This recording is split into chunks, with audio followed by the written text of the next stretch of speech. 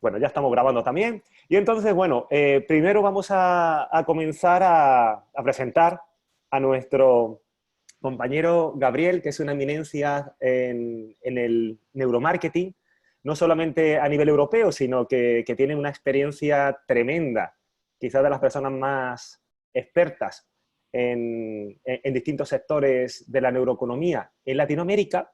Y entonces, bueno, ahora mismo él se encuentra en España, por eso el cambio horario. Y quiero, bueno, hacer un pequeño resumen de quién es Gabriel por si hay alguien que no lo conoce. Y bueno, y como resumen, es investigador y profesor en varias universidades de Europa y también aquí en América. Aquí en Quality Leadership University, pues ha sido el director del programa de neuromarketing y neuroventas que hacemos todos los años. Así que también tiene mucha experiencia aquí en Latinoamérica. Y bueno, y aparte de eso, es director actualmente y profesor del curso experto universitario de neuromarketing y comportamiento del consumidor de la Universidad de Nebrija, en Madrid, en Málaga y en Marbella, en España. También, bueno, es como licenciado en Administración y Dirección de Empresas, que estudió en Reino Unido. Bueno, pues es apasionado del buen marketing desde el año 1990, o sea que ha vivido toda la explosión de lo digital en el marketing, de la transformación empresarial, transformación digital. Ha tenido muchísima experiencia, no solamente, como decíamos, en Europa, sino también en América y en África. Es muy experto en todo el tema de modernización de empresas, sobre todo en el norte de África, donde tiene una experiencia también bastante dilatada. Así que eso, no solamente la experiencia de investigación, la experiencia también de profesor, la experiencia de consultor, o sea, es un cóctel perfecto. Y sin más dilación, bueno, pues vamos a dejar que Gabriel nos comente un poco de qué va a hablar hoy. Y tengo aquí unas cuantas preguntas preparadas para Gabriel, para ponerle la cosa un poquito difícil o fácil, ya veremos. Y bueno, así que te dejo la palabra, Gabriel. Muy bien, pues muchas gracias, Néstor, y bienvenidos todos los que en esta ocasión, a través de esta reunión virtual, estamos compartiendo un espacio de interés. Cuando llegan momentos como este que estamos viviendo en todos los países del mundo y llegan de una forma tan rápida, la experiencia que todos tenemos sigue siendo útil, pero parece que de repente se esfuma. Es como que de repente el cambio de escenario ha sido tan deprisa que intentamos cambiar de escena a la misma velocidad que el escenario y no va a ser fácil. Por eso queríamos compartir desde la transparencia, la honestidad y compartiendo un poquito nuestra práctica que desde Centia Group hemos acumulado durante estos años. La pregunta que nos surgió a nosotros mismos cuando allá por el mes de febrero empezamos a ver lo que se venía encima. No podíamos ni imaginar el alcance tan grande, pero en función de lo que veía decíamos, ¿y ahora qué? ¿Y ahora qué? Y eso ha llevado a compartir algunas ideas que gustosamente, más allá de las preguntas que cada uno de ustedes como asistentes quieran incorporar y que con mucho gusto las vamos a contestar después, es ¿y ahora qué? El neuromarketing en esta llamada posguerra del COVID, ¿verdad? Bien, y si nos fijamos en estas imágenes que vamos a compartir brevemente, algunas imágenes, algunos pequeños textos, lo que era antes del COVID, ¿verdad? Y además ese antes era hace muy poquito, ¿verdad? Hace nada, viendo las calles llenas de compras en cualquier ciudad, en Panamá, en Bogotá, en Madrid, ¿qué más da? En todo, ¿quién nos iba a decir que de repente nos llegaría un visitante inesperado, no agradable, y intentando, sin olvidar la tragedia que a nivel de salud supone el COVID, pero vamos a intentar que esta conferencia se centre en el escenario de neuromarketing y de actividad empresarial que nos deja, sí, mostrando el absoluto respeto a todo lo que a nivel de salud está suponiendo, porque es algo que a todos nos inquieta. Pero para que la conversación transcurra en línea con lo que esta clase que estamos compartiendo nos ayude, hablamos de lo que aparece ahí a la derecha. Nos han inundado, ha llegado, no lo veíamos y sin embargo lo hemos acabado viendo y de repente hemos empezado a hacer nuestros nuevos escenarios. Nos estamos acostumbrando a ver a trabajadores de diferentes establecimientos con sus mascarillas, sus guantes, limpiando persona tras persona y creando un nuevo escenario de distanciamiento social, todo esto de lo que vamos a hablar que no nos imaginábamos. Vemos ya en cualquier tipo de retail a la hora de adquirir que si las distancias, cintas en el suelo, separaciones, limpiándote antes de entrar, limpiando para los pies al salir, todo esto que asociábamos con otras partes, con otros momentos y con otros lugares y para casos y cosas muy concretos. Y sin embargo ha llegado a nuestro día a día. Claro, todo esto estamos ya hartos de ver informes y se nos empiezan a presentar imágenes como esta. ¿Cómo va a ser ¿verdad? Y vemos esta escena que aparecía esta semana, en concreto esto es en España, de propuestas para aislamiento y distanciamiento social en los bares, paneles que dejen atrás a la persona que te atiende, y aquí en Navarra, por un pequeño edificio. Cuando hablamos de atención personalizada, una de las claves en neuromarketing, en marketing habitual, ¿qué va a ser la atención personalizada en este escenario? O si estamos hablando de quedamos para comer, algo tan habitual en cualquier país, ¿verdad? Cualquier país para comer. Y sin embargo, pues de repente, quedamos para comer, ¿pero dónde? ¿En una pecera? ¿Vamos a estar? ¿De qué forma? Bueno, pues esto hace muy diferente, muy complicado lo que nos va a llevar a decidir qué vamos a hacer. En suma, la experiencia de cliente de la que tanto hemos hablado, ha cambiado. Ahora vemos al cliente protegido, lo vemos con nuestras mascarillas, lo vemos con nuestros guantes, lo vemos aislado. Si nos rozamos con alguien, bueno, la pregunta es, ¿y con todo esto qué va a pasar? ¿Cómo nos afecta? Estamos leyendo muchos informes, prácticamente diarios, en cada parte del mundo. Y todos ellos muy buenos, muy buenos. Pero lo que estamos interesados es ir un poquito más para allá. Y en esta ocasión que vamos a compartir, ¿qué tiene que decir el neuromarketing? Vamos a hablar de 8 aspectos. Esperamos que la tecnología del sonido llegue correctamente y lo podamos compartir con nuevos escenarios de consumo, modificación de hábitos de consumo, la reinterpretación de emociones que va a ser necesario hacer, investigar, medir cómo han variado prioridades, conceptos, el propio posicionamiento de marca.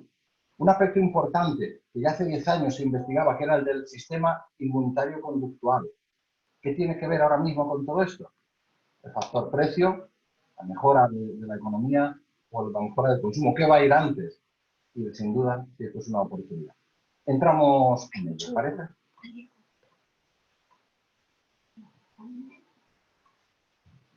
Sí, no sé, Néstor, ¿estamos teniendo buen sonido?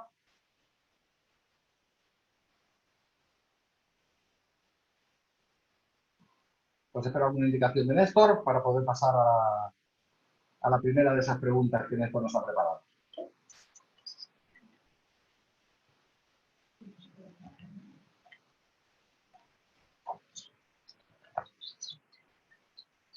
Bueno, pues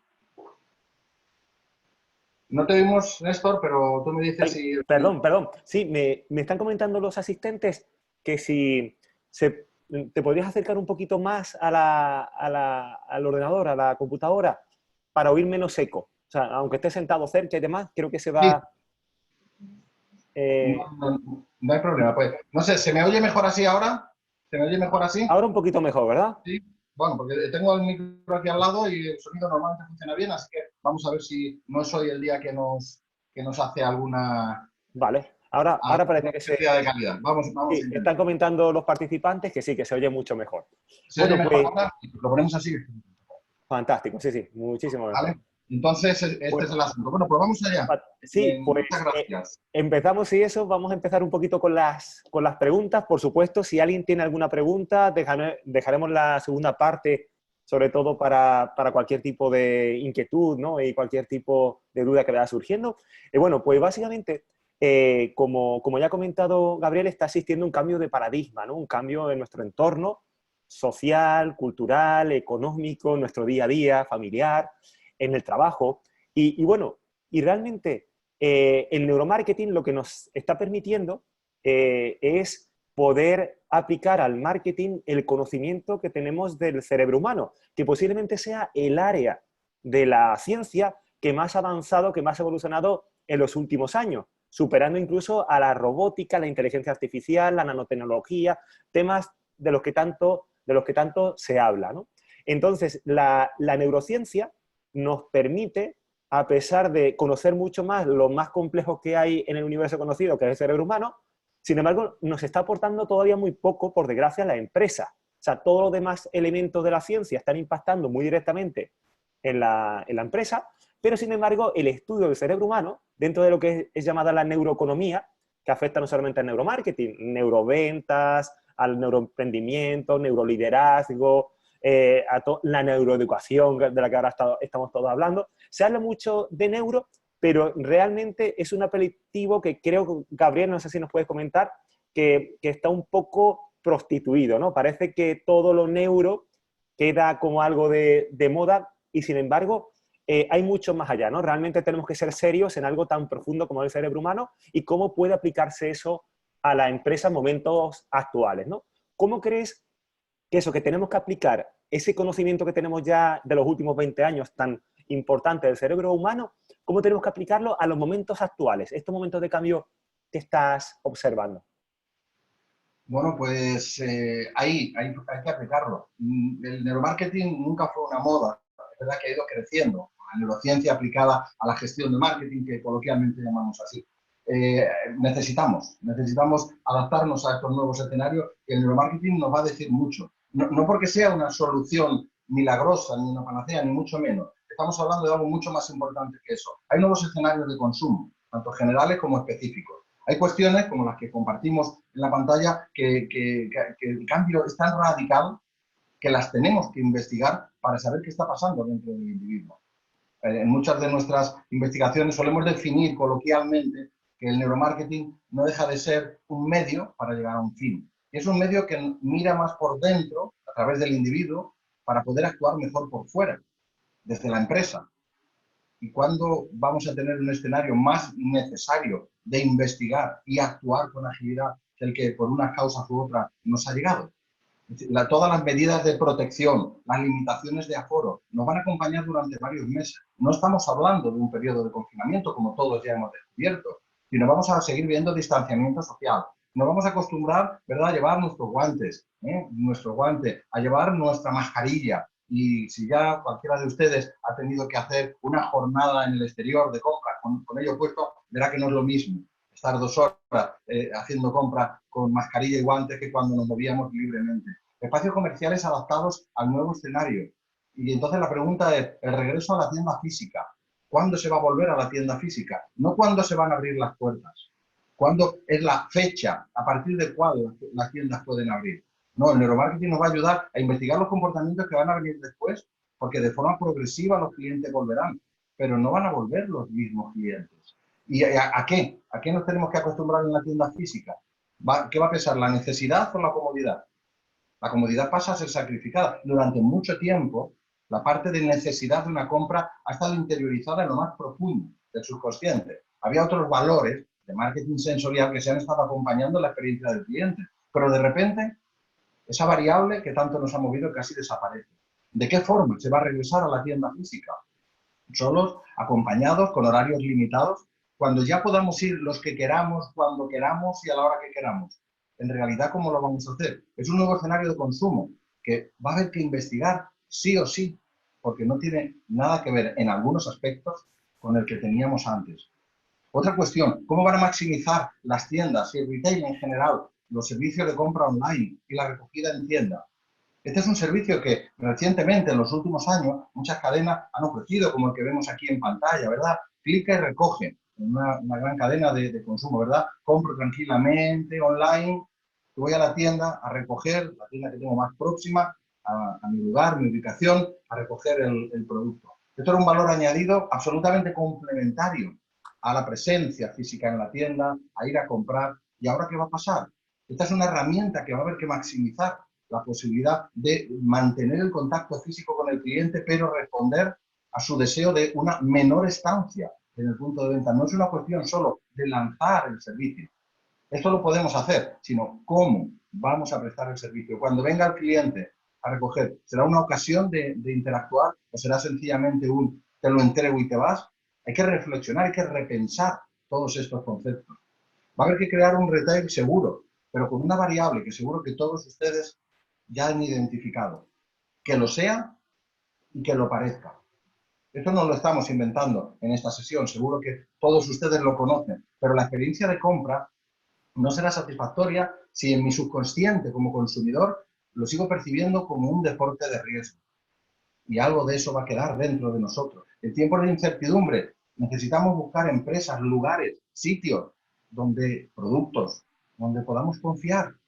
Y luego está la importancia de tangibilizar la seguridad. Pensemos en esto. Tangibilizar la seguridad que en términos emocionales el consumidor va a interpretar. Decodificamos como confianza y tranquilidad. Sí, no lo vamos a llevar de una forma verbal, no lo vamos a exteriorizar verbalmente como ahora, en este tiempo de confinamiento, pero ahí va a seguir. Esto es un sitio seguro. Tenemos que trabajar y el neuromarketing nos ayuda a encontrar la mayor efectividad de estas herramientas. Los contenidos en las pantallas audiovisuales de los puntos de venta van a tener que incluir contenidos que estén fortaleciendo esos conceptos de confianza y seguridad, no solamente los tradicionales de carácter comercial. La cartelería, señalización, va a tener que recoger en muchos aspectos todo lo que va a ir cambiando. Recuerden que no estamos hablando ahora del confinamiento, estamos hablando de cuando el confinamiento termina y nos dicen, ya puedes salir a hacer tu vida normal, la nueva normalidad de la que vamos a hablar. La nueva normalidad es un eufemismo. La nueva normalidad es una manera muy simpática de hablar de un nuevo escenario lleno de incertidumbre que vamos a poder vencer, pero que no va a caer solo.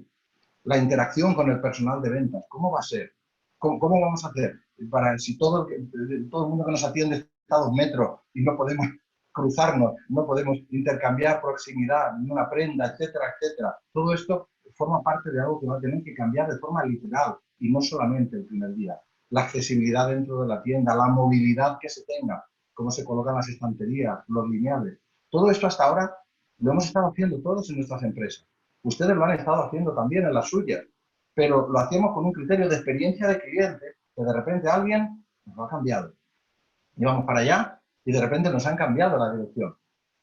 Y esto nos lleva a incorporar nuevas cosas. El servicio a domicilio, el conocido también, ¿verdad?, en Latinoamérica como el enfoque de la última milla, ¿verdad? Y garantizar la satisfacción de los clientes con una capacidad logística verdadera en la última milla, es decir, en la entrega. El servicio a domicilio, desde sus orígenes, se presentó como una comodidad, como una manera de cubrir una necesidad, pero como un servicio siempre paralelo, importante, pero donde era un medio y no tanto un fin. Pero ahora mismo ya hay grandes empresas buscando alianzas con empresas que ofrezcan capacidades de gran escala en áreas donde todos los pedidos digitales, donde la entrega a domicilio esté garantizada y no tenga un factor limitante a apenas 4 calles de la zona donde se esté trabajando.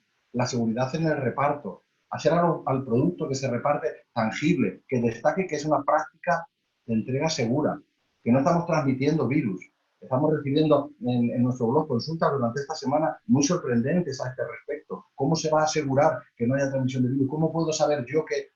¿Cómo puedo saber yo que? Y así sucesivamente. Cuestiones que antes también nos las podíamos haber planteado, pero no lo hacíamos. Y ahora nos las planteamos y queremos respuestas. Por eso hasta el servicio a domicilio se tiene que convertir en una parte esencial de la creación de vínculos, del propio posicionamiento de marca, o los chats de atención al cliente y atención telefónica, pasan a ser ejes de comunicación y servicio.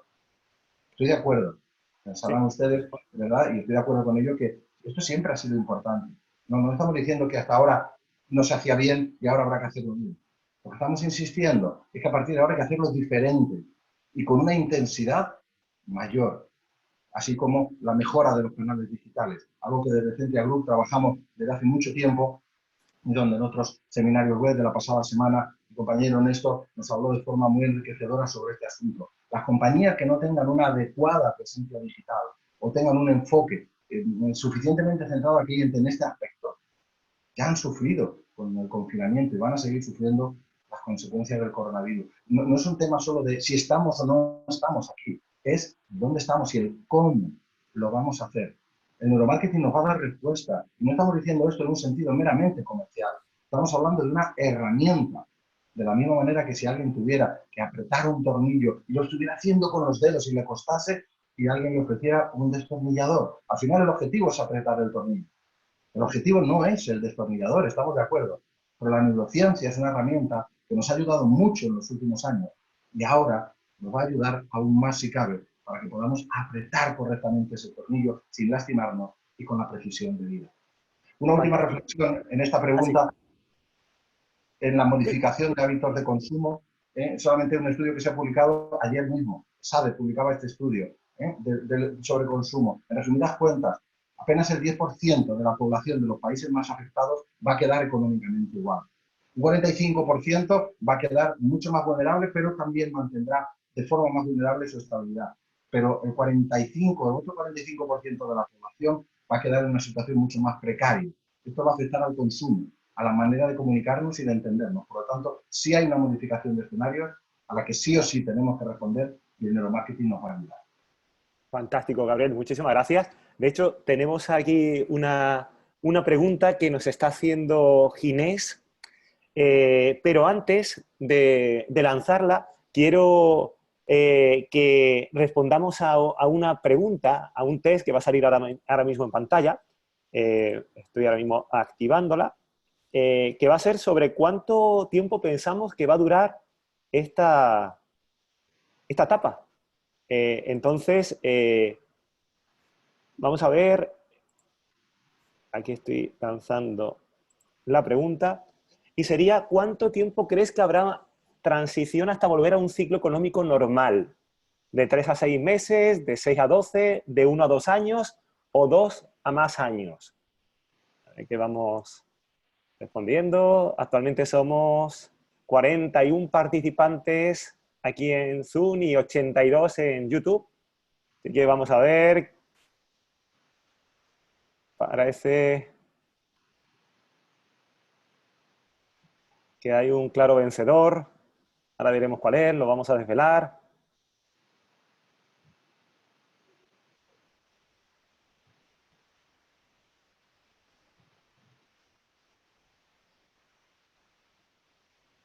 Bueno, la gran mayoría está, más del 55% piensa que de 1 a 2 años. Dejamos 2 segundos más. A ver qué hemos sacado. Bueno, pues sí, ha sido el 55% justo. Piensa que de 1 a 2 años. Los más optimistas, de 3 a 6 meses es el 10%, de 6 a 12 meses es el 23%, y 2 a más años, los más pesimistas, ¿vale? Un 13%. Así que bueno, aquí tenemos un reflejo de cómo nos sentimos. Ojalá que sea algo pronto, que se vuelva a la normalidad, un ciclo económico normal. Seguramente, como muchos expertos están vaticinando, va a haber un cambio, evidentemente, en muchos conceptos del mercado, así que posiblemente los que estemos esperando, los que seamos más optimistas esperando que todo vuelva a ser igual, pues posiblemente, ojalá, no sea así, pero nos vamos a encontrar un escenario diferente. Pero bueno, aquí tenemos entonces que la mayor parte piensa más de la mitad de 1 o 2 años. Y ahora, la pregunta que Ginés nos lanzaba era, a nivel de emociones, ¿cómo se elevará el conocimiento a nivel de comprender las emociones del consumidor en la nueva normalidad? O sea, ¿cómo crees que las emociones, ya se ha adelantado algo en la pregunta anterior, pero ¿cómo crees que van a impactar en esa nueva normalidad? Ha habido un momentito de la pregunta, en esta la segunda parte no la he podido escuchar bien. En Sí, cuanto a la investigación de emociones, sí. ¿Eres tan amable de repetir la última parte de la pregunta de totalmente. Ginés para poderle responder adecuadamente? Fantástico. Sí, sería que a nivel de emociones, ¿cómo sería el conocimiento de esas emociones del consumidor en esa nueva normalidad? Gracias. Pues el cambio es grande. De hecho, un poquito más adelante, en esta presentación, vamos a hablar de la reinterpretación de las emociones. Y no es un concepto que hemos acuñado. Hay que reinterpretar algunas emociones dentro del espacio de consumo, del cual todos formamos parte. 3 de ellas en particular se van a trabajar muy fuerte, de las que vamos a hablar luego. Tiene que ver con la confianza, tiene que ver también con el temor, tiene que ver con la alegría.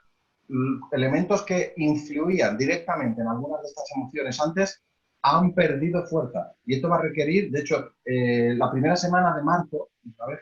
Ginés, por atender la pregunta y para el resto de los compañeros que nos acompañan, estuvimos haciendo una investigación precisamente en Madrid, justo la semana antes del estado de alarma, y donde ya COVID era compañero de fatigas de todos nosotros, aunque todavía gozábamos de libertad. Y estuvimos haciendo trabajo de campo. Ya notamos cambios de comportamiento, ya notamos cambios en algunas emociones en cuanto a la respuesta, a lo que había en escenarios con metodologías similares hasta las que ese momento hemos utilizado y como hablaremos un poquito más adelante ya cambiará. Hay que reinterpretar emociones y hay que volver a investigar a fondo algunas de ellas si queremos seguir contactando con los consumidores.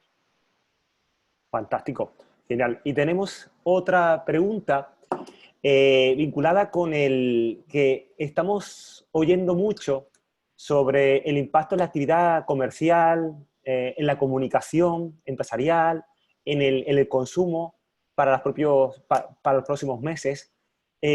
¿Nos puedes comentar un poquito qué nos permite el neuromarketing aplicando neurociencia de verdad? Es decir, con qué tipo de equipos se está trabajando, con qué tipo de proyectos. Por ejemplo, no sé si pudieses comentar el proyecto que estuvimos realizando aquí en Latinoamérica hasta el mes hasta el mes de febrero, que fue sobre temas audiovisuales, ¿no? Sobre temas de televisión, que hicimos con el Confusion Lab, ¿no? Que es el laboratorio en el que venimos trabajando tantos años allí en España. Bueno, pues hicimos un proyecto de investigación durante 2 meses en países como Argentina, México y Colombia, sobre el impacto de la televisión.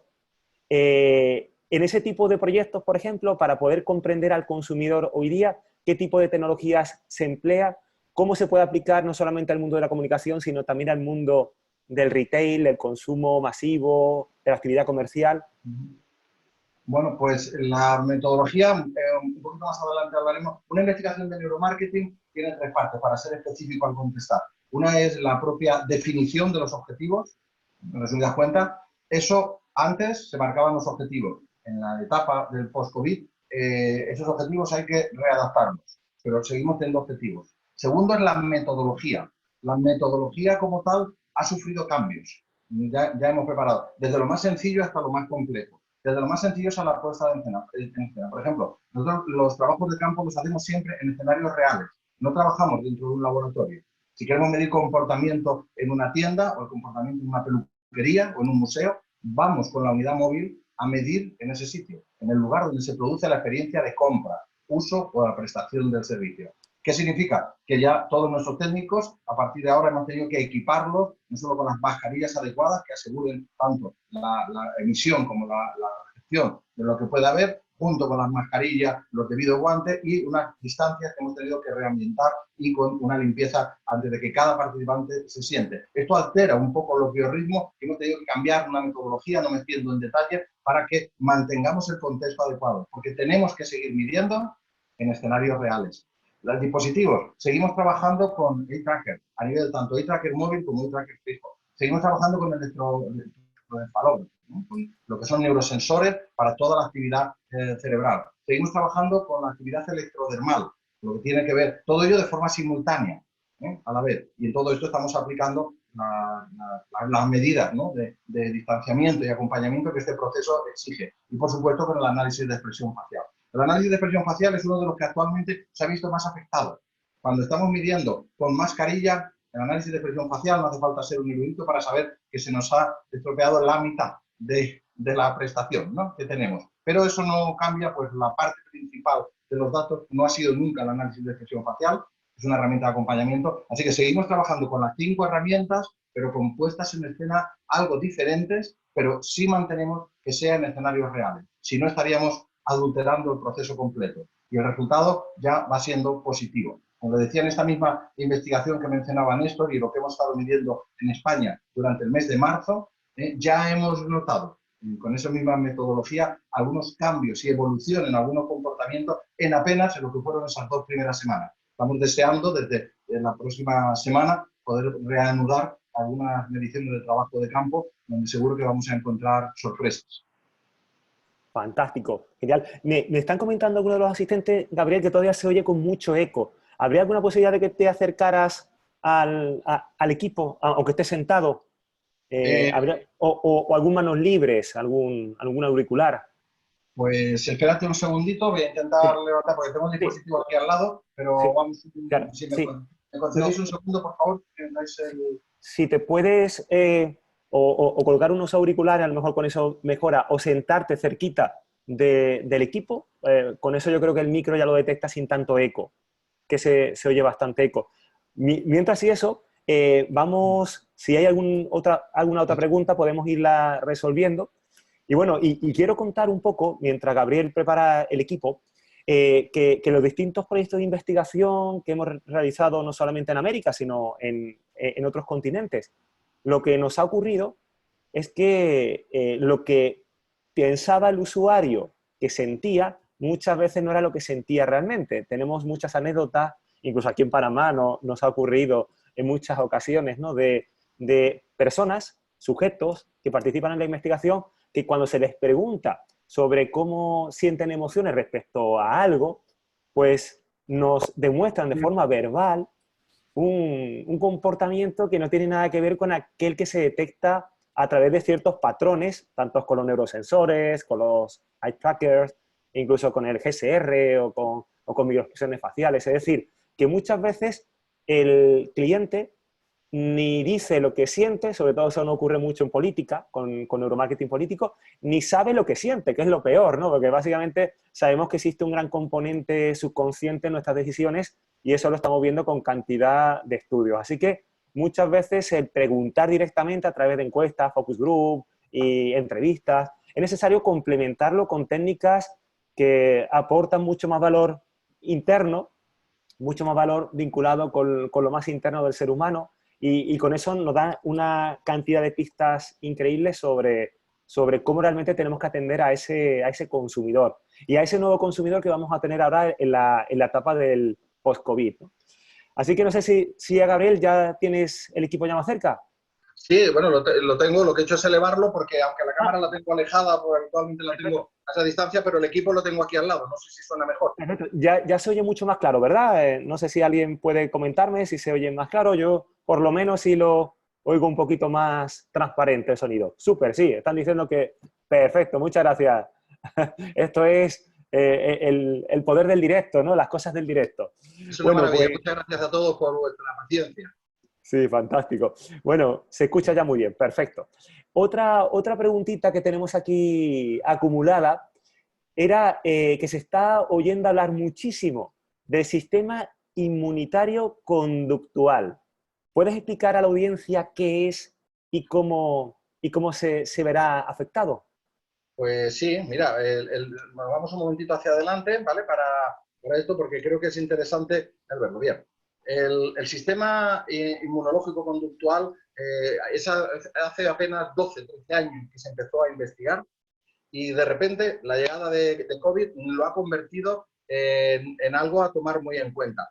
Para comprenderlo fácilmente y responder directamente, se puede comparar con lo que se llama el principio del detector de humo, ¿no? Tal y como lo vemos. El principio del detector de humo tiene que ver con que es el conjunto, ¿verdad?, de mecanismos que detectan en el cuerpo, igual que el sistema inmunológico físico, ¿no? Entendemos lo que es, ¿no? Esa pelea que tenemos por dentro para proteger al cuerpo. El sistema inmunológico conductual tiene que ver con algo que se activa dentro de nosotros cuando tenemos la percepción, pues, de que hay algún elemento, la presencia de patógenos que nos pueden contaminar. Así que, claro, funciona como un detector de humo. ¿Por qué se le llama así? Porque un detector de humo está hecho para detectar incendios, ¿verdad? La llegada del humo como una señal de amenaza, pero trabaja con señales superficiales. Y como son señales superficiales, pues significa que en ocasiones se engaña. Es decir, en ocasiones salta el detector, pero no porque haya una auténtica situación de peligro, sino porque se ha producido algo que lo parece. ¿Qué tiene que ver esto con COVID? Pues mira, tiene que ver lo siguiente. Vamos un segundito que voy a coger el botón, un momentito, para mostrarlo aquí directamente. Perfecto. Ocurren cosas como la siguiente, como podemos ver en la pantalla. Las experiencias emocionales aversivas, cuando tenemos esa sensación de que podemos contaminarnos, ya en nuestro consciente nos ponemos a la defensiva, es una barrera que el sistema inmunológico, en este caso conductual, prepara. Y sin darnos cuenta empezamos a generar respuestas. Empezamos a generar respuestas que acaban en un extremo estarían los prejuicios culturales, la xenofobia, pero hay otro extremo que nos interesa más, que no está tan distante, que tiene que ver con la flexibilidad funcional que tiene este sistema. Por ejemplo, las personas, como mostramos ahí, estamos normalmente mostrando respuestas más exageradas a ciertas cosas que nos provocan disgusto, cuando de alguna manera en nuestro físico, nuestro cuerpo, suprime una parte temporalmente el sistema inmunológico, en cierta medida. Esto es conocido, uno de los casos más conocidos habitualmente es el de las personas, las mujeres embarazadas, ¿verdad?, que en el proceso de desarrollo del bebé hay un periodo de compensación y se altera. Esto altera comportamiento. Bueno, pues esto está dentro de todos nosotros y consigue que nuestro sistema inmunológico se ponga en guardia. Es un sistema inmunológico conductual, no es una mera imaginación. Hay muchos estudios contrastados de que se activa cuando está lo que es y lo que parece, como decíamos antes. Es decir, ciertos elementos me lanzan el mensaje de peligro, aquí hay sociedad. Claro, cuando estamos en un espacio habitual, cómodo, seguro, no prestamos atención a muchas de esas cosas. Pero ahora mismo, en estas próximas semanas, vamos a ir a comprar y a interactuar mirando lo que hay a cada caso, mirando lo que hay alrededor, ¿verdad? Si se me acerca alguien o no, si esto está suficientemente limpio o no. ¿Habrán desinfectado? Vemos pasar, el otro día veía en la tienda a una persona que pasó al supermercado y no se dio el líquido, ¿verdad?, en sus manos para desinfectarte. De repente varias personas se giraron unas a otras. Pero tiene que entrar, o sea, hubo un mensaje de alarma por alguien que entraba en aspecto normal, pero sencillamente no se había desinfectado. Todo esto son reacciones que tienden a ser más exageradas, nos ponen en guardia. Es decir, ¿cómo aplica esto con la neurociencia y el neuromarketing? Necesitamos investigar e identificar cómo el aspecto del punto de venta, y no nos referimos a los extremos. Los extremos son muy fáciles de identificar. Estamos hablando en la zona de comportamiento medio, cómo lanzar mensajes a partir de ahora de ¿está usted en un sitio seguro? ¿Está usted en un sitio suficientemente limpio? Nosotros estamos interesados y preocupados por ello. Al principio hablamos de mensajes, pantallas dinámicas, cartelería, la presencia. ¿Cómo vamos a compensar la atención personalizada? La que se nos limita en la distancia y hasta en la sonrisa. Hay estudios completos de la influencia de la sonrisa y ahora la vamos a tener tapada con una mascarilla, no se nos va a ver.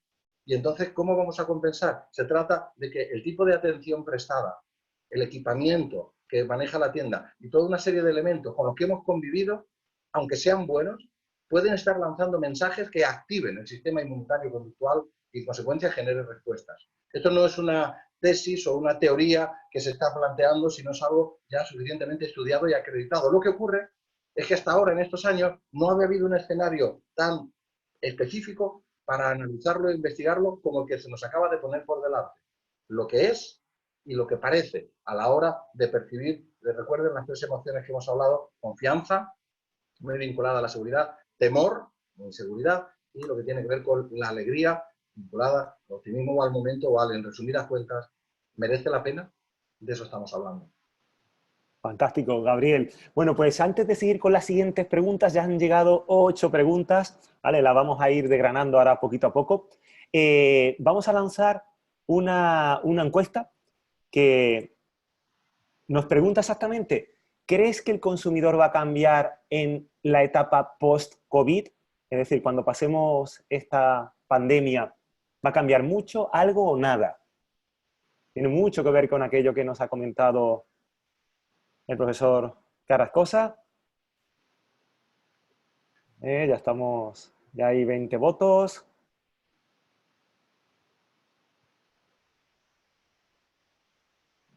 Vamos a ver, vamos a dejar unos segundos más.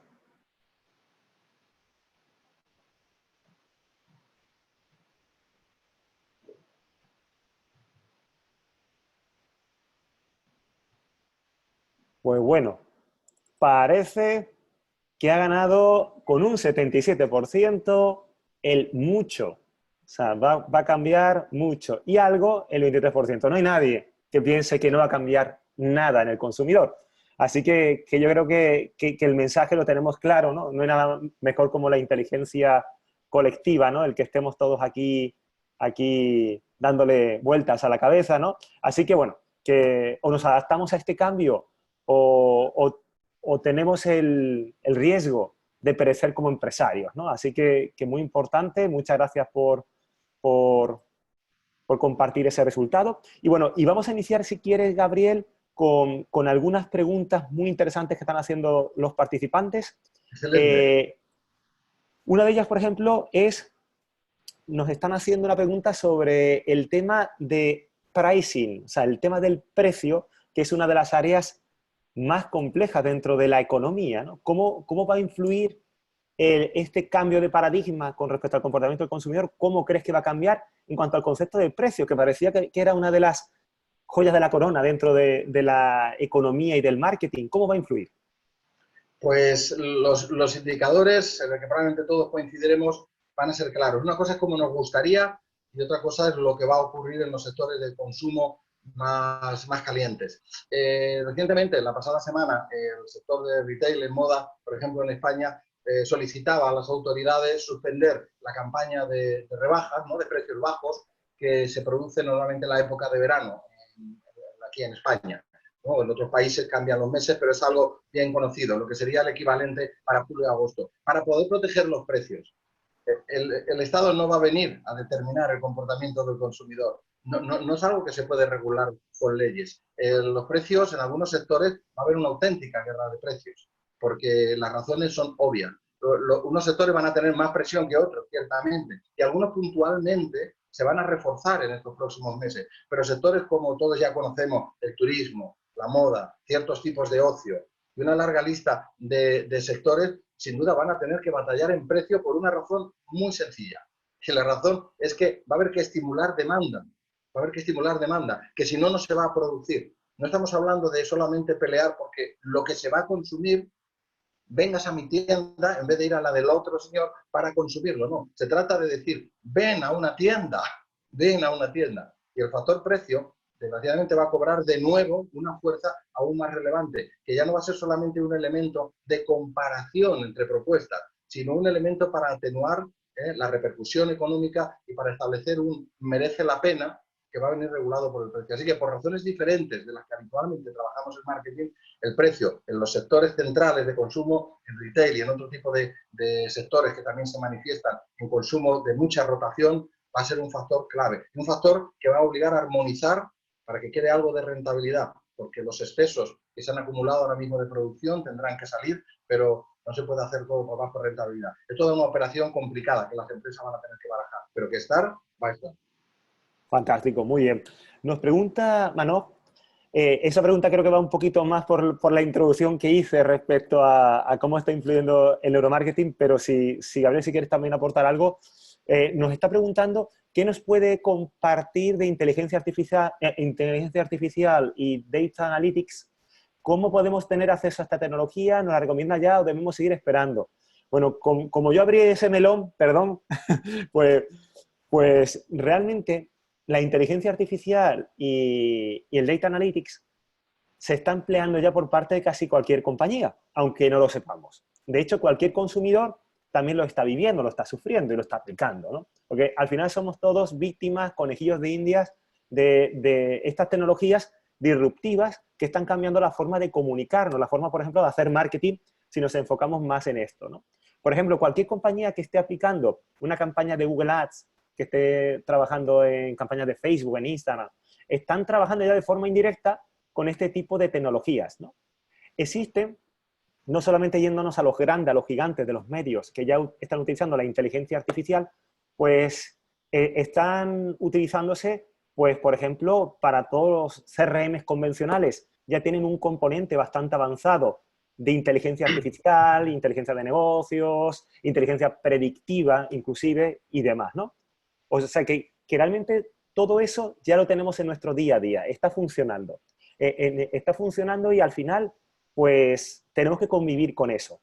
Pero en la parte más neuromarketera, ¿no? que es la que nos ha traído en el día de hoy, Manoj, pues sí que me gustaría comentarte, a ver si Gabriel también nos amplía un poquito, que hay algo en lo que la inteligencia artificial no ha llegado a avanzar demasiado, que es en el comportamiento a nivel de emociones. O sea, todo lo que es la inteligencia artificial ha estado muy enfocado en las inteligencias más cognitivas, matemáticas, científicas, tecnológicas, de cálculo, algorítmicas, pero le cuesta mucho, y de hecho está a años luz de lo que supone el ser humano y la intuición del ser humano, la capacidad de tener sentimientos y emociones. De hecho, no hay absolutamente ninguna máquina, y se lleva intentando conseguir desde hace ya muchos años, parece ciencia ficción, pero es un tema que me apasiona, el tema de la nanotecnología y la robótica.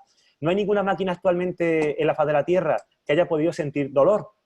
Y el dolor es algo que nos acompaña desde que nacemos hasta que morimos. El dolor es innato, no solamente del ser humano, sino de todos los grandes mamíferos y, por supuesto, de los animales superiores. Con lo cual, el dolor ya es algo, por lo pronto, que es algo que sufre mucho el consumidor, que no sufre ninguna máquina. Y aparte, hay algo que es el tema más vinculado con la intuición y sobre todo con la creatividad, donde las máquinas tienen todavía mucho que hacer. Por ejemplo, hay ya avances, hace unos meses pues leí en una revista científica un avance que se ha hecho de un enorme robot en Estados Unidos que es capaz de pintar, pues como los grandes pintores, está consiguiendo bastante en cuanto a creación de grandes obras musicales o artísticas, pero ni mucho menos tiene todavía el semblante que puede tener un artista, ¿no? Así que, ¿qué piensa Gabriel con respecto a qué puede complementar la neurociencia a la inteligencia artificial?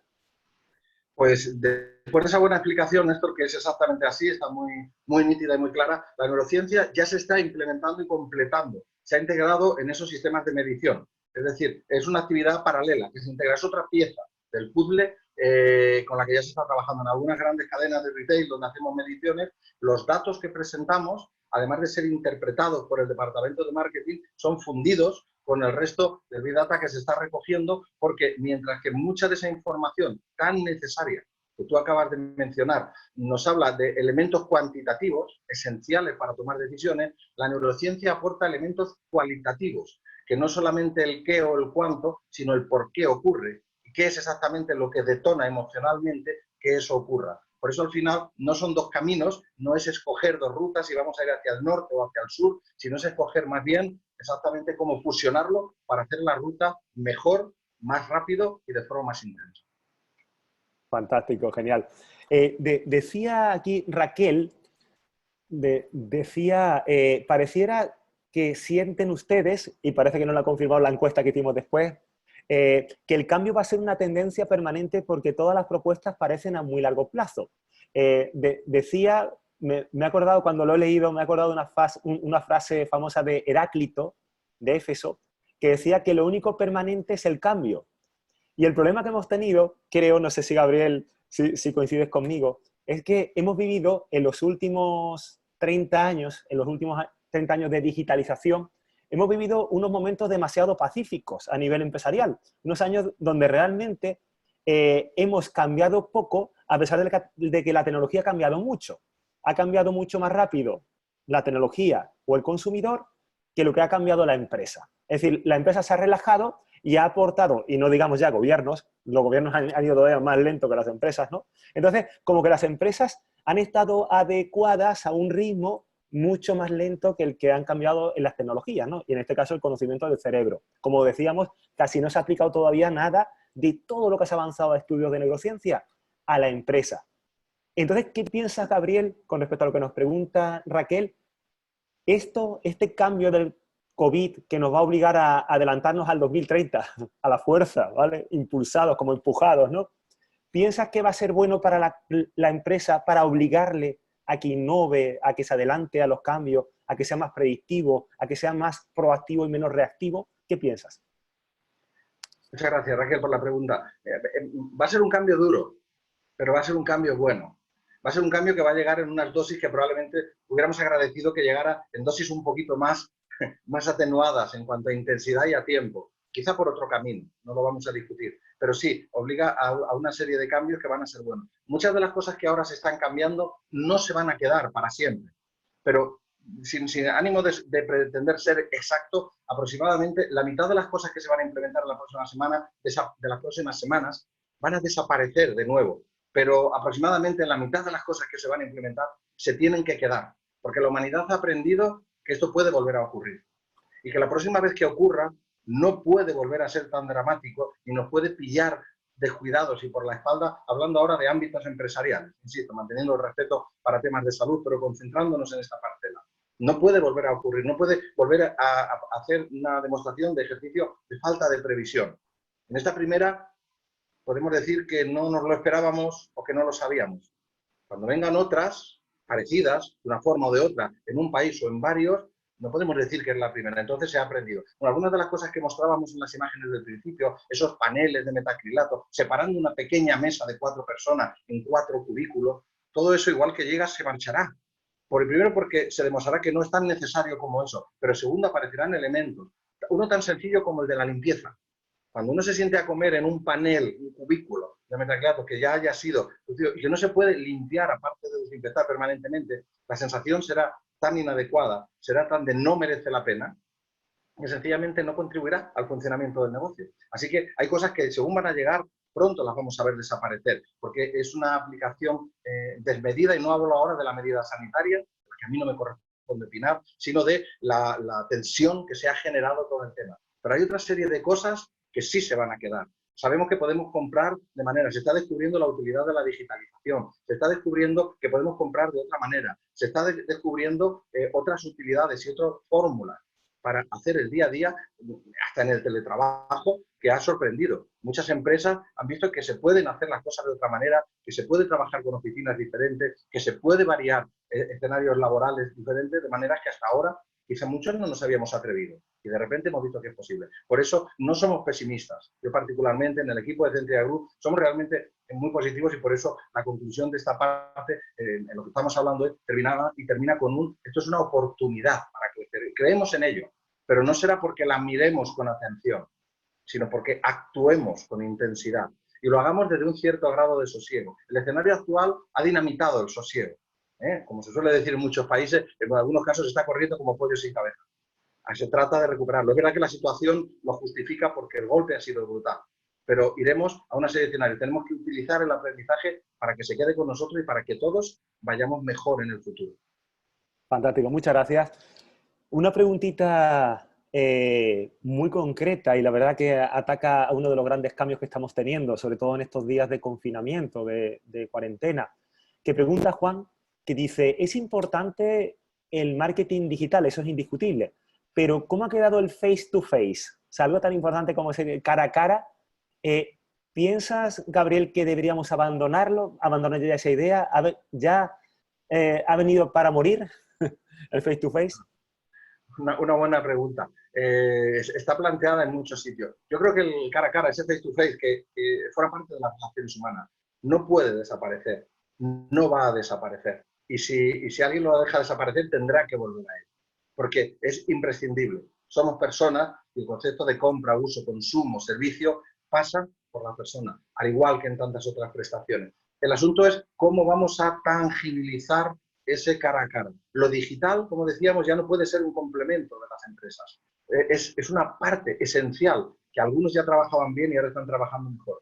Y otros no trabajaban porque no consideraban necesario y ahora lo van a trabajar mucho mejor. De ahí ese disparo, no solo ya en posicionamiento, sino en cambiar y crear, en algunos casos crear una estrategia digital. Pero el cara a cara es el minuto de oro de la acción comercial, el minuto de oro del marketing. Si algo le dio el poder en los años 70 a las cadenas de retail frente a los productores y a las grandes marcas, fue descubrir que ellos tenían el final de la cadena, que ellos estaban al final, en el cara a cara, que al final el papel prescriptor de la última milla es esencial, de la última persona. Así que coincido que vamos a ver esas modificaciones, pero creo que también todos podemos coincidir en que esa es una herramienta que va a haber que utilizar y tangibilizar la atención personal de otras maneras. El distanciamiento social cambiará, pero no podemos pasar a movernos en un escenario de hospital. Un espacio de compra no puede ser la sala B del hospital, si no, no nos va a ir bien. Necesitamos la interacción. Esa interacción genera consumo, genera vínculos, genera afinidad y posicionamiento de marca. Hay que trabajarla muy mucho. Ya se están empezando a hacer modificaciones en algunas cadenas con las que trabajamos muy sorprendentes sobre ese posicionamiento y sobre ese cara a cara que vamos a vivir. Qué fantástico. Gabriel, me he acordado ahora justo cuando estabas comentando del proyecto hace 2 años aquí con el Biomuseo, que fue el primer museo de Latinoamérica, que fue medido de punta a punta con herramientas neurocientíficas, o sea, aplicando neurociencia aplicada. Y resultó que uno de los, que se lo he publicado aquí en todos los periódicos, en toda la prensa aquí en Panamá, uno de los elementos fundamentales que para nosotros fue una sorpresa, fue que el impacto que tenía sobre los turistas en el Biomuseo de Panamá, muy por encima de lo que era el mismo edificio de Frank Gehry, ¿no? Que sabemos que es uno de los arquitectos pues, más reconocidos a nivel mundial y en la historia. Y no solamente el contenido en sí, sino que lo más importante era ese face-to-face. Eran aquellos guías, jóvenes guías de la universidad, que eran universitarios, que de forma altruista estaban presentando a los niños cómo Panamá cambió al mundo, ¿no? A nivel del cambio climático y de la conexión norte a sur en el continente. Bueno, pues todo eso lo explicaban como un cuento y tanto para adultos como para niños, el impacto número 1 era el face-to-face. Es decir, si retiramos ese face-to-face del biomuseo, directamente por más contenido que se quiera, digamos, posicionar dentro de sus salas, pues no sería la misma experiencia. Es decir, que como comenta Gabriel, hay ciertos componentes que no podemos retirar de ese tablero de ajedrez, ¿no? Así que, bueno, tenemos 4 preguntas que tienen que ver con lo mismo. Así, esas preguntas fantásticas las ha hecho Reina, las ha hecho un espectador anónimo, lo ha hecho Luis y lo ha hecho Antonio. Dicen, todas tienen que ver con el mismo concepto, un concepto que está tremendamente castigado en los momentos actuales, que es el turismo, ¿no? Y para resumirte un poco las 4 preguntas, dicen que cómo se va a manejar el turismo y dónde va a estar el nivel de confianza a futuro, cómo el neuromarketing puede ayudar a empresarios dentro del turismo como bares, restaurantes, que están pensando en esos paneles de separación, las mamparas, o sea, a nivel de la normalidad, cómo en el sector restauración dentro del turismo va a afectar esa privación de conexión emocional o de conexión por cercanía. ¿Cómo se puede utilizar el concepto de neuromarketing para las emociones en el viaje? ¿Cómo nos sentimos en el viaje? ¿Cómo generamos una gran experiencia?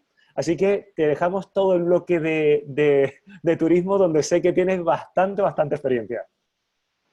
Bueno, pues muchas gracias a todos los que han presentado esas preguntas. Sí, es un área compleja en diferentes países, de los que estamos aquí ahora mismo juntos en esta ocasión, conocemos bien de primera mano el impacto. El impacto, lógicamente, va a ser brutal, pero el neuromarketing va a ayudar igual que a otros sectores si somos receptivos.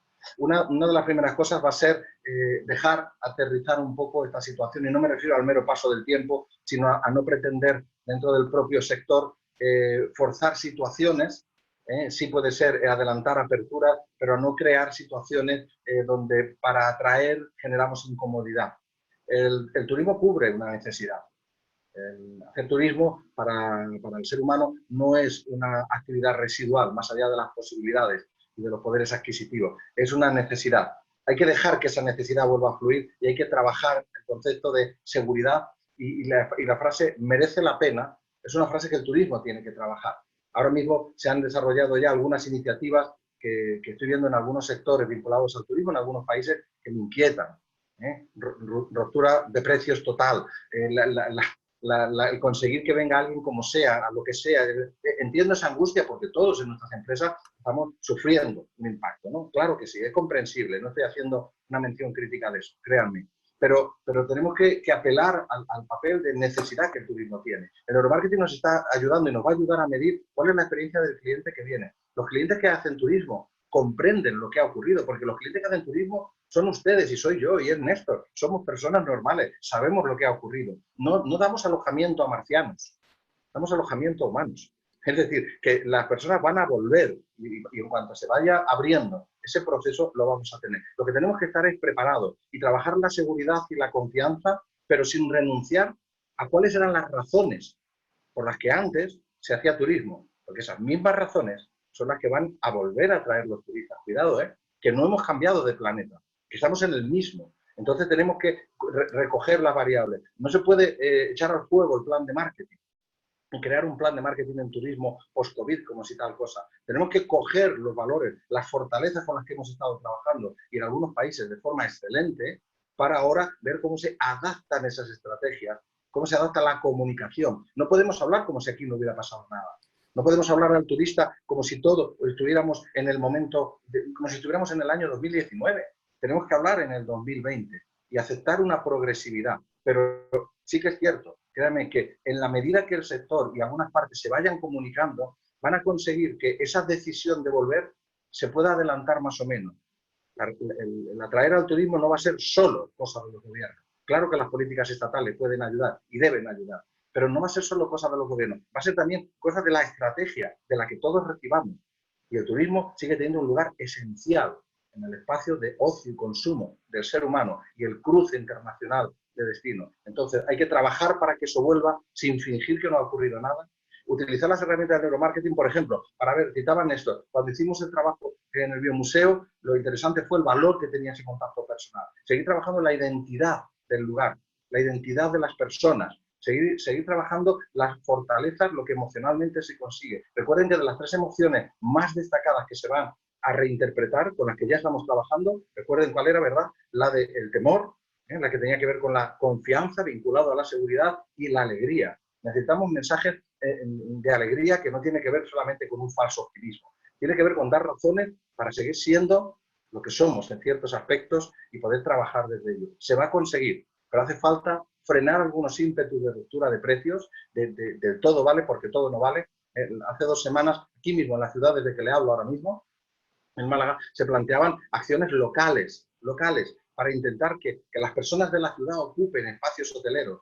Me parece respetable y me parece incluso que seguro que tiene algún lado positivo, pero no puede ser ese el camino, aunque sea en el corto plazo. Necesitamos conquistar de nuevos mercados, aunque sea en forma, las ondas de verdad en el agua, cuando cae la piedra, nos tenemos que ir abriendo progresivamente, pero no tenemos que olvidar nuestra razón de ser, sea cual sea el país o la ciudad que mueve el turismo, para volver a apelar a las emociones que están ahí.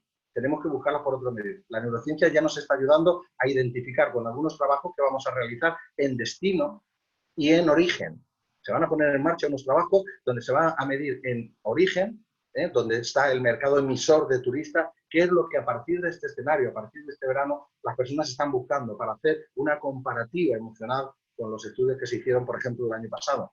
Y a su vez, en el destino, para ver también hasta qué grado el destino ha entendido el cambio de mensaje y podemos seguir vendiendo valores sólidos adaptados. No es un proceso de ruptura y cambio de ruta.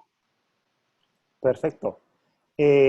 Aquí nos está comentando en una consulta, Oliver, no sé cómo será la experiencia en otros países, sin embargo, en Panamá creo que aún el tema del neuromarketing está bastante atrasado. ¿Qué has vivido? Como ha vivido en muchos países en Latinoamérica, ha vivido Estados Unidos, ha vivido África, Europa. ¿Qué piensas sobre Panamá o la región? Bueno, ¿Qué falta por hacer?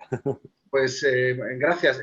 Panamá tengo el gusto de conocer y querer al país desde el año 2012, que lo visité por primera vez y desde entonces se ha convertido en algo habitual. Mi compañero Néstor, ¿verdad? Que lo vive muy directamente. La mentalidad no está tan atrasada para aplicar el neuromarketing. Ya hemos hecho investigaciones en el sector inmobiliario, hemos hecho investigaciones en el sector cultural y en el sector de retail. Ya se ha trabajado allí. Y he visto percepciones muy profundas, incluso una permeabilidad, quiero ser preciso en esta expresión, una permeabilidad al concepto mayor que en otros países. Yo no percibo que Panamá vaya en la lista de atrás. Sí que es cierto que la fase de implementación, de puesta en marcha, quizá está yendo más lenta que en otros lugares.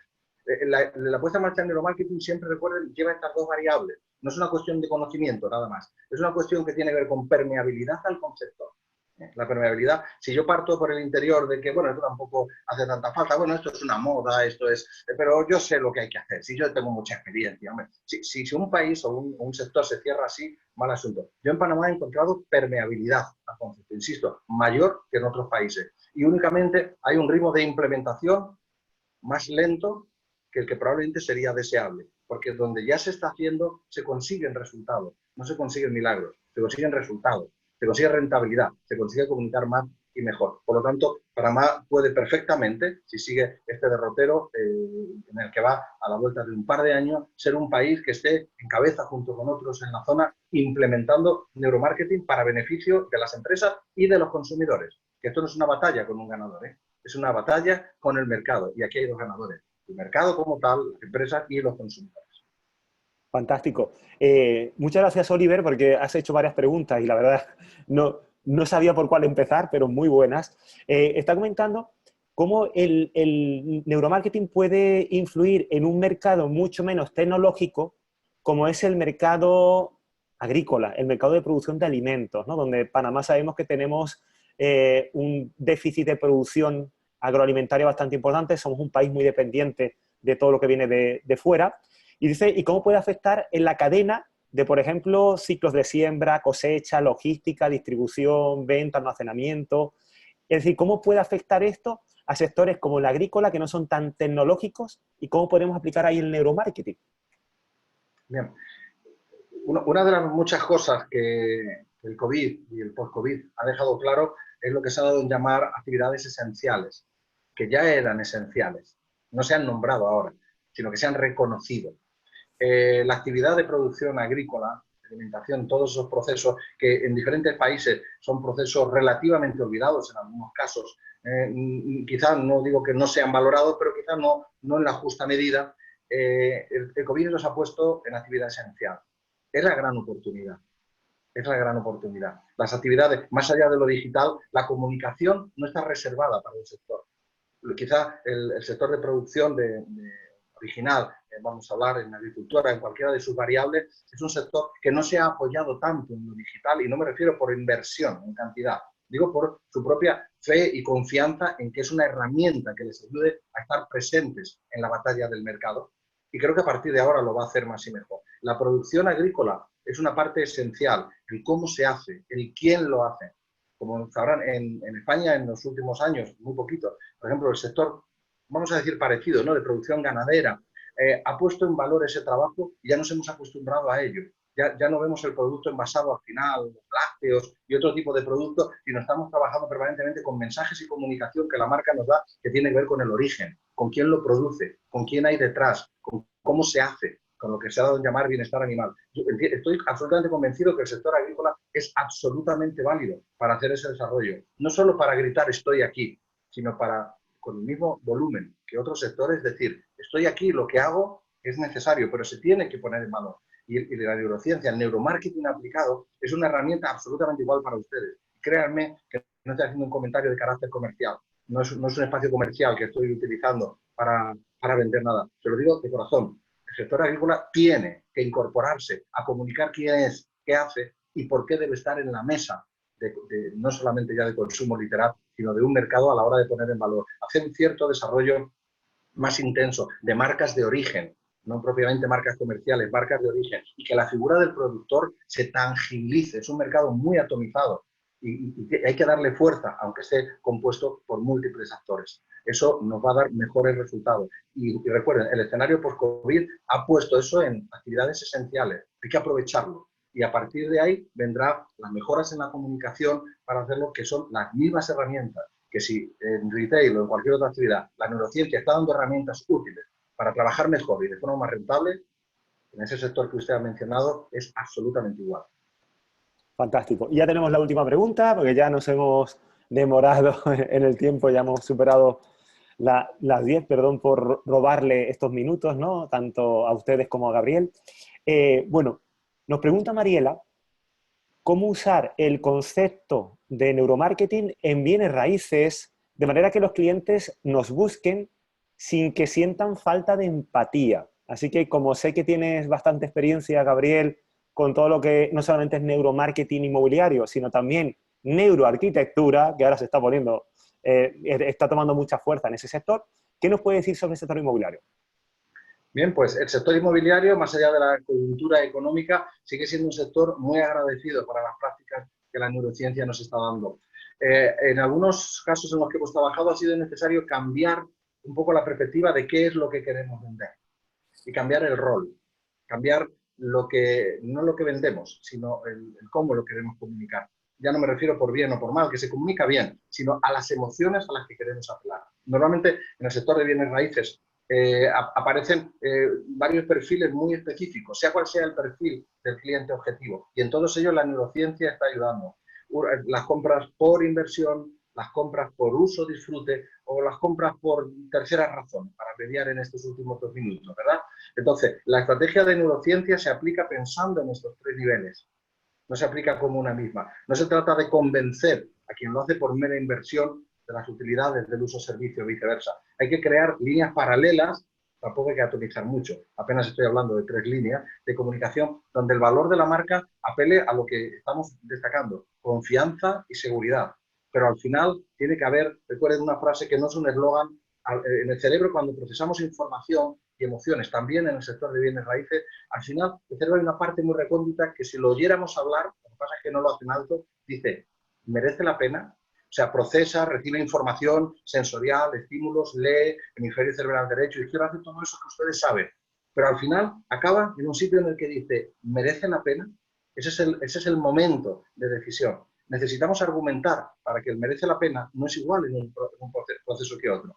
Cuando se han aplicado en el sector de bienes raíces, en Panamá inclusive, que es donde tuvimos el gusto ya de participar en una investigación muy innovadora hace algo más de 2 años, hecha por supuesto en el escenario donde se produce la venta, en el escenario de trabajos de campo, y otro también en otro tipo de bienes raíces dentro de la propia ciudad.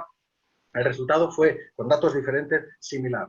la forma en la que se comunica cambia totalmente la percepción. El sector de bienes raíces saldrá reforzado de esta nueva situación en la que hemos entrado si ajusta sus códigos de comunicación y denota haber escuchado qué es lo que ha ocurrido. Fantástico. Pues nada, pues muchísimas gracias, Gabriel. Muchísimas gracias a todos los asistentes. Espero que haya sido grato y haya sido interesante y que se pueda aplicar. Realmente tenemos un escenario bastante interesante en el sentido de que vamos a tener que caminar fuerte. O sea, no va a ser fácil. Eso ya es algo que todos nos imaginamos. Así que tenemos este gran reto. Lo más importante, sabemos actualmente con el concepto que vimos de que debemos ser clientes céntricos, pues es precisamente conocer al cliente. Y hasta ahora realmente no hemos aprovechado todas las herramientas que teníamos en nuestras manos para conocer a nuestro cliente, como la neurociencia que nos está apoyando en esas áreas. Así que nada, muchísimas gracias a todos. Espero que disfruten este día festivo. No sé si Gabriel quieres aportar algo más. No, ¿Quieres? ¿Sí? solamente despedirme, agradecer la atención y la paciencia de los asistentes con la parte técnica que hayamos podido tener. Es poco tiempo, pero quedamos abiertos a compartir con ustedes cualquier reflexión que, como verán, tanto mi colega y compañero Néstor como yo no lo trabajamos desde el ámbito teórico, sino desde el ámbito práctico. Seguimos trabajando y aprendiendo. Va a hacer falta mucha más flexibilidad interna en la gestión, en los modelos de negocio, mayor atención a lo que dicen los clientes, interpretar correctamente los movimientos del mercado y agilidad. Y la neurociencia nos va a ayudar. Gracias y me alegro que hayan tenido interés para compartir esta sesión y siempre a su disposición. Un auténtico placer. Feliz jornada. Muchísimas gracias. Está comentando Javier, Mariela, Fabiana, también Raquel, Javier también, otro Javier, Luis, están diciendo que excelente, muchas gracias. Muchas gracias por las buenas reflexiones, las buenas reflexiones y los grandes retos por delante. Excelente charla, o sea, ha gustado muchísimo, súper interesante, muy útil la información. Feliz día del trabajo y ahora a trabajar. O sea, ahora tenemos trabajo seguro. Muchas gracias, cracks. Gracias, profesor. Así que nada, muchísimas gracias a todos. Y bueno, y espero que paséis un feliz día. Y nos vemos a quien le interese la semana que viene con más cosas. Ya todavía estamos por definir un poco, pero la semana que viene vamos a tener algunas exposiciones adicionales. Así que nada, feliz día y nos vemos en la siguiente. Chao. Gracias, hasta pronto.